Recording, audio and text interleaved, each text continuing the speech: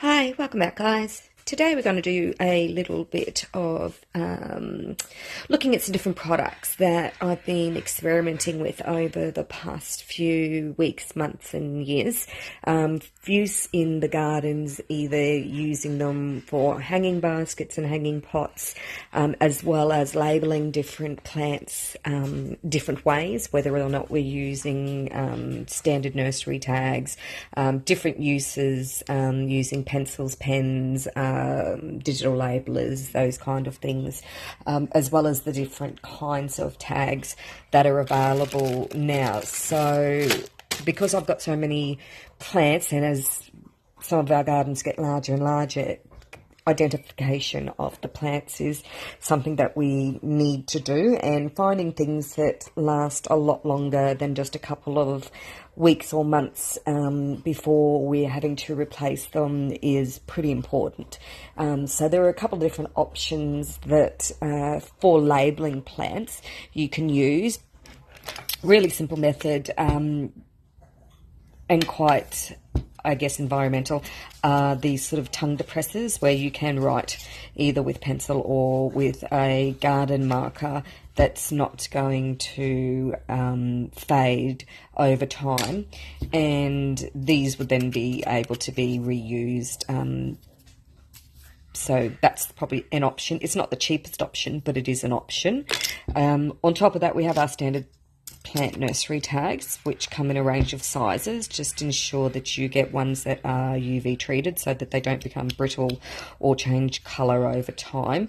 So these standard plant tags is what I use in a lot of our pots, and go through several thousand of these a month. So they're definitely more economical when it comes to using large quantities of tags. So you can use these and write your plant identification details however you want to do it, whether you write names as well as who hybridized them, which year they hybridized them, and all the details, etc. on your tags. Every gardener is different as to what they use as identification markers in their gardens, and because I hybridize, I use codes, which is why you can see there's a code up there, B005, which to me means Bill Berger hybrid number 5, and I go through my catalogue and I find out what that equals, instead of having to write the formula in 1,000 seedlings. Now back to these tags. So we have a rough side, that's the side that you write on, and so that will help your pencil or pen not rub off for a longer period of time. The opposite side, which is lovely and shiny, tends to be very slippery when it comes to pencil in particular. So if these tags are in a pot and we're cleaning the tags with our gardening gloves to remove dirt or whatever to read a label, especially lead pencils, which are graphite pencils, will wash off very easily, and they'll also fade over time. So does any kind of Sharpie or permanent marker that is not deemed a garden marker, which is why I use the Artline ones, and they've been in use for several years. Now, on top of our standard plant tags, which are great, there's also an option for hanging tags. Now, we'll see all these in use out in the garden soon. So the hanging tags are a good size.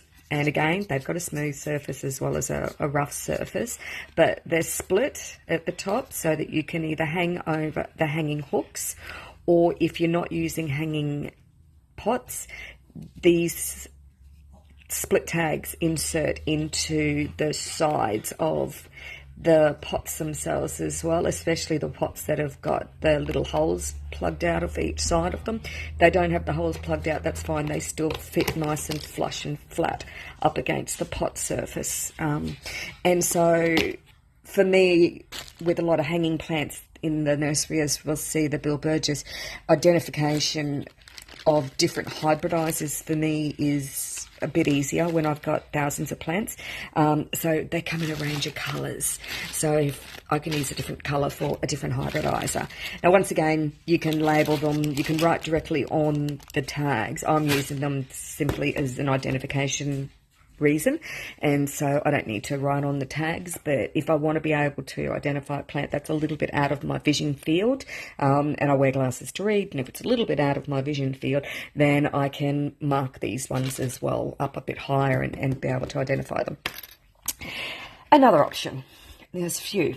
These are little individual clear garden markers. Now, I don't particularly love them, other than they come in a nice little packaging. Don't particularly love them because they're only 6mm wide, which is not wide enough for my typed tags, which are 12mm. So I'd have to go to a smaller size label just to use those tags. But I can still use them while using a garden marker.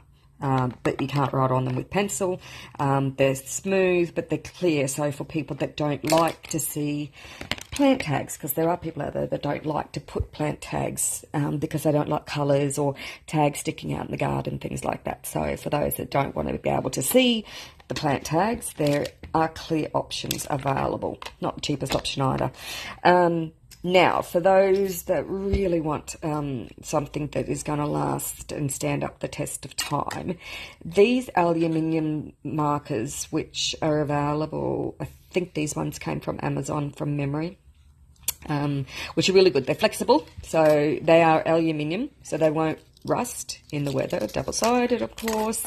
Good area to be able to attach a tag to, or to write directly on with your marker, or to engrave or use the metal tool that you can use just to engrave permanently. And they also come with the hangers, so you can then attach it to a pot, or perfect for those of us with Tillandsia by the zillion that need to tag them as well. So it's an option as well. Again, they come in a pack of, I think they're in a pack of 10. It's not very many, but they're not very expensive, and they will last the test of time. All right, so we've done a big range of different options when it comes to tagging. One final one is tagging of the pots themselves. So some people use a white paint pen to write on the outside of their pots. Now, that's okay if your plants are going to remain in that pot forever, or you're selling the pots with the plants in them. I tend to repot and upsize to different size pots, and so it doesn't work for me to write on my pots. But I still wanted on some of the plants that are about my head height or above, so I'm only 5 foot. So those plants that are above my head height, that I still wanted to be able to, without reaching in to find a tag, or that don't have a hybridizer's tag on them, that I can mark the outside of the pot. So these are laminated tags, or stickers that come in these lovely good size rolls. I think there's a couple of hundred stickers from memory on each roll, but they can be put on the outside of our black pots and disappear, and all we're going to see is the white label or white paint pen or whatever that you are using on top of your label. Thing is, they're removable. So if I then change my plant from my pot and I no longer need this label on the pot, it's very easy to remove my label and replace it with another one. Okay, so that's a few options. And with the coloured tags, of course, they come in a standard white as well. A few other things I've been finding and trialling, because I grow a lot of bilberries and they grow in different height areas. And as I said, I'm only 5 foot tall, and so some of my greenhouses are over 3 meters tall in height. And so for me to go up and down ladders to get access to plants can be a pain. So I saw a couple of these items and I thought I'd give them a trial. I like this one. So these ones are the hangers that you attach to the roof of your greenhouse or to a hook or somewhere, but they're retractable. So, this in the right hand.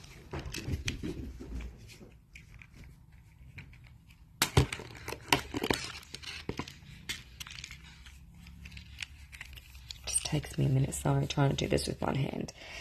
So we can open our clip up, we can attach it, pretending this is a shade house, we can attach that to the shade house itself onto the wire mesh or the wire mesh frame of a greenhouse that you have, and then attach our plant, which is retractable. So we're able to pull them down to us, and they extend down a further metre, and they're retractable. So for the plants that are held up really high, I can bring them down to do some management on some of my baskets of Neoregelias.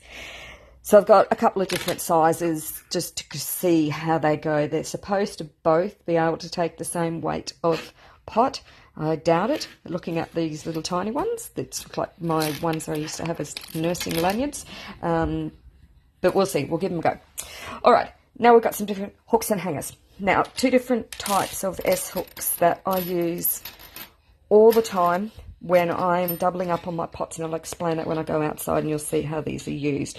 For both hanging on galvanised pipes as well as hanging on the lip of a pot and then adding a second plant by a hanger, so then I get twice as much space. So the ones that go into the greenhouses, onto the mesh where there's shade cloth, to protect the shade cloth from piercing, have got the little nubs on the end, little pieces on the ends, so I don't pierce through the shade cloth. The ones to go on the pots, and that goes on the lip of the pot, and then I can hang another hanger off the side and double my use of space. Look like this, and they're really, really cheap. And they're definitely a Temu item. So there's a couple of items. Now these guys, which I have yet to trial, but I am going to. These ones are going into the greenhouses that have got apex roofs that are a little bit too high for me, and it makes it difficult to get the hangers on and off. And these guys are going on because they've got these fantastic little attachments where I can unhook and leave it unhooked and open and remove a pot easily instead of trying to get it out of the weld mesh, or I can lock it in place and then I don't have a plant that is likely to fall down and hit me on the head. So I got a lot of them, so that's going to give me some fun. All right, finally we have an alternative to a plastic plant hanger that you can use when you are hanging your plants from your greenhouses, just that so they're a little bit closer and not so high. So similar to what I'm using here, but there's this chain version. And then we've also got our standard S ones that we use as well, and these come in a range of sizes. And so once again, these are protected with a little cap over the end of each of them, and each of those will not corrode or rust away either. And so they're to bring some of the plants down a little bit lower in the greenhouses, and I've got a lot of them, about 100 already, that I've been using for a long time. All right, so I've been labeling plants using my P-Touch, my brother P-Touch, and I've been going through and changing a lot of my handwritten labels for those that will receive plants in the future, and for longevity of labels, just in case pens or pencils or whatever fail. So plants that I know that will be here forever will be on this P-Touch, printed out on this P-Touch labeler, and it's a great way to spend some time inside in the rain. So the P-Touch labeler is hooked up with 12mm laminate tape inside, which is UV resistant, heat resistant, water resistant, etc., etc. And it makes it easy to do a 2-line tag, so you can type Bill Berger, Neoregelia, whatever you want to write on your tags on the side that you want to keep. They print a fairly decent size label, and they've been in use here for several years, and they're not fading at all. You can choose your fonts, your size, whatever you want. Garden markers, like I said, is the Artline garden marker, and these ones have been in use here for about 5 or 6 years, I think, from memory, at least 5. And I've been around to a friend's place, and her tags, which are dated like mine, her dates precede 10 years, so that means there's been no fading for over 10 years. Okay, thing that we use in gardens a lot is zip ties. Now, I hate zip ties. And they're used all through our greenhouses to secure our shade cloths to our tunnels and our greenhouses as well, and also galvanised piping, etc., as well as throughout the nursery themselves. Now, the problem with standard zip ties, whether you get the heavy-duty UV garden type ones, is they will fade and they will split and break over time, and then over time, 10 years after you put them up, you're going to have to redo them.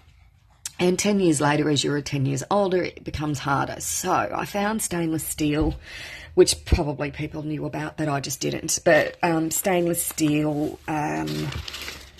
zip ties. And they came in a huge range of sizes. So, of course, I bought every size that you can imagine. And this is a multi-pack that you can buy that comes in all the different sizes. And then you end up with these delightful stainless steel zip ties, and you can also then get this beast, which is the tension tool, and this lever is the cutting lever. Now, in order to cut your zip ties, you need two hands, so you need to be tensioning at the same time as then you flick that lever up, and it cuts the zip ties, and it does a really great job. My problem with them is they tear. I'm a nurse, was a nurse, and this terrifies me, just how thin these are, and piercing this sharp end, and that is quite sharp, through this itty bitty tiny little, and this is a me thing, putting it through this little tiny hole while standing on a ladder and trying to balance and hold a piece of shade cloth up was not fun. And then add that tool to it, trying to balance and not have any hands on the ladder. So definitely not recommended that be done on your own. That being said, they can be undone as well.